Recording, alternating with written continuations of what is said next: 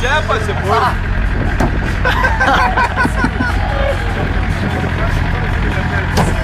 Taigi, baigėsi rungtynės tarp ZAS ir Cabrio klubų.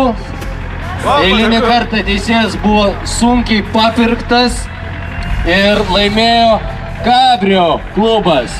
O dabar aikštelėje laukiam Prienų auto klubo ir Auto Eros komandų. Prienų auto klubas ir Auto Era. Žmonės galit pasižiūrėti, kaip kiti netausoja savo mašinų ir jas darko. Tiesiog čia pat. Yra dar viena naujiena. Važiuoja oro balionas.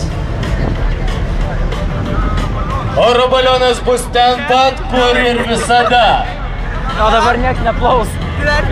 Jeigu tie, kas pirmą kartą atvažiavo, tai už nebaigtų statybų pievelėje neužilgo įsikurs oro balionas.